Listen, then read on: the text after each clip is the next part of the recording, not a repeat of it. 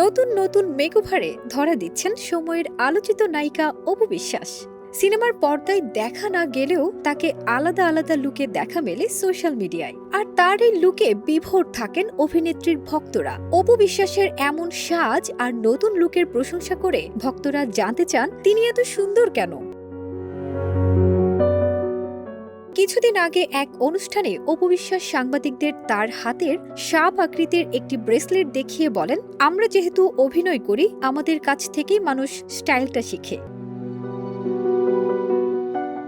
সম্প্রতি অপুর টাইমলাইনে ভেসে বেড়াতে দেখা যায় কিছু ছবি। নতুন মেকওভারে পুরো সাদা দিয়েও ফুটে ওঠেন অপু বিশ্বাস। নায়িকার পরনে ছিল সাদা সালোয়ার কামিজ, তবে ওড়নার সাদার উপরে রূপালী পুঁথির কাজ দেখা যায়। ড্রেসের সঙ্গে মিল রেখে পড়েছেন সাদা হিল। শুধু তাই নয়, কানে পাথরের দুল, হাতের রতনচুরও নজর কাড়ে অনুরাগীদের।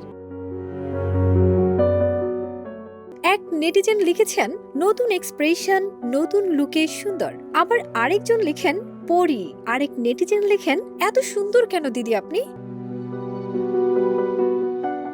অপু বিশ্বাসের এই ছিমছাম সাজ অনুরাগীদেরও যেমন তাক লাগায়, একই সঙ্গে চমকে যান চিত্রনায়িকা পূজা চেরিও। অপুর পোস্টের মন্তব্যের ঘরে পূজা লেখেন, ইস কি সুন্দর দিদি।